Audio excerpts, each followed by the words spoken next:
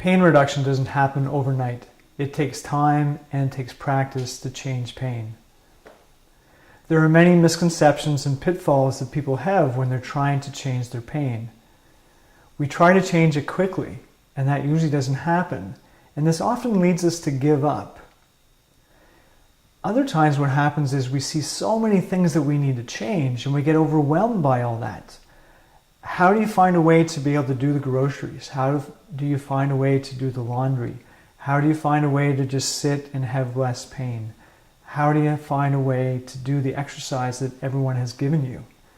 If you try to do too many things at once, what will happen is that you'll give up.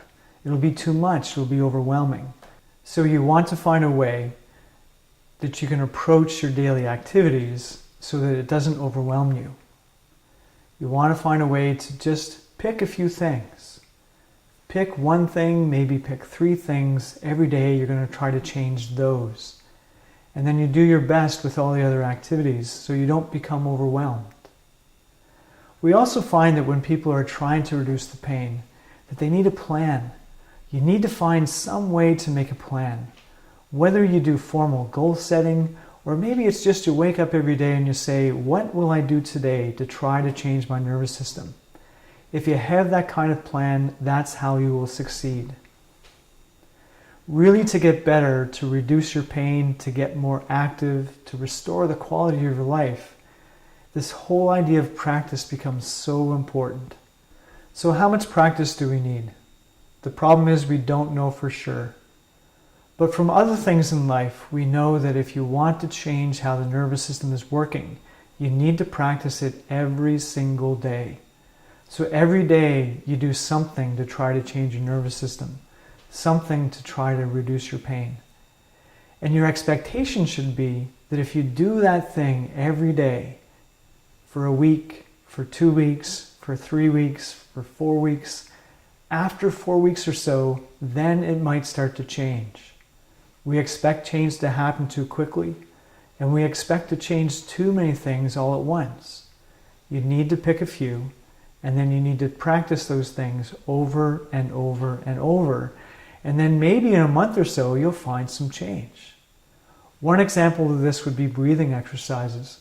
Breathing exercises are so important to try to calm your nervous system down. But if you're going to get better at them, you need to practice it every day.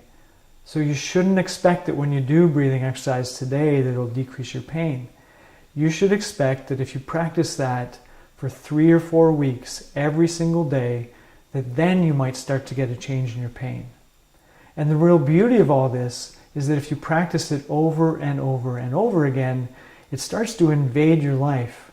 So that calm breathing that you're doing while you're practicing it, you'll start to find that you do that within your daily activities.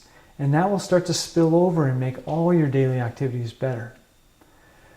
So the idea that pain doesn't reduce quickly really comes down to, well, what do you do about that?